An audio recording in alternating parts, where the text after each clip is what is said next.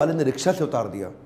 बोला तू नहीं बैठेगा रिक्शे में। क्यों? क्योंकि रिक्शे वाले को बीच में पता लगा कि ये नीची जाति का है, और उसके बाद उससे बोला तुझसे डबल पैसा लूंगा, और फिर रिक्शा भी अब तू चलाएगा। वो नीचे चलने लगा, रिक्शा भी। जानते हैं उस समय केवल छूने से नहीं, परछाई तक से दिक्कत थी इनकी, और परछाई तो छोड़िए, इनकी आवाज सुनने से भी लोग सोचते थे कि अपवित्र हो जाए। ये जो आवाज से अपवित्र, परछाई से अपवित्र, छूने से अपवित्र, ये दर्द जो उनको सहना पड़ा, ये दर्द इनकी जिंदगी में बहुत बड़ा रोल प्ले किया आगे चल के इनकी लीडरशिप को बिल्ड करने में।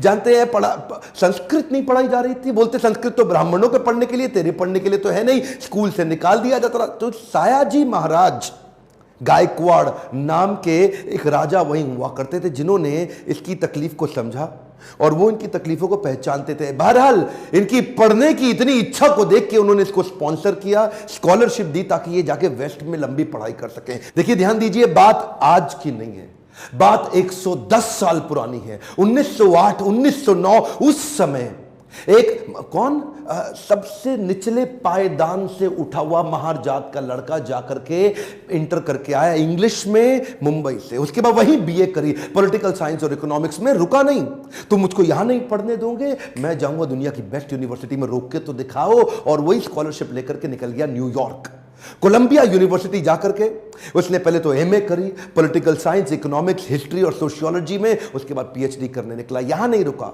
लंदन स्कूल ऑफ इकोनॉमिक्स चला गया। लंदन स्कूल ऑफ इकोनॉमिक्स जाकर वहां एमएससी किया, उसके बाद लॉ की पढ़ाई किया, फिर उसके बाद डॉक्टरेट किया, किताब के ऊपर अपनी थीसिस लिखी। ये वही किताब थी जिसके ऊपर आगे जाकर के रिजर्व बैंक ऑफ इंडिया को बनाया गया। महाराजा और बड़ौदा से उनका प्रेम इतना था ना, वो जो सायाजी गायकवाड़ जिन्होंने इनको स्कॉलरशिप दिया था, पढ़ने में इनकी मदद करी थी, दुनिया भर में पढ़ के उनका प्रेम भूले नहीं, वापस उनके पास आ गए। बोला आप दुनिया भर में पढ़ के आए हूं, आपकी सेवा में आना चाहता हूं। तो उनको मिलिट्री सेक्रेटरी की नौकरी दे दी गई, और उस समय ये नौकरी बड़ी मानी जाती थी। अब ये बड़ी पदवी पे तो आ गए थे, लेकिन वो छुआछूत ने इनका पीछा थोड़ी छोड़ा। वहां भी जो सरकारी पियोन होता था ना, वो उनको फाइल दूर से फेंक के दिया करता था। बोला तू नीच जात का है? आज गद्दी पे बैठ गया तो क्या? दूर से फाइल फेंकते थे, उसके पास नहीं जाते थे। उनको खाने के लिए बोलते थे बाहर जाके खा। आज भी वो कुएं से पानी नहीं पी सकते थे, इतनी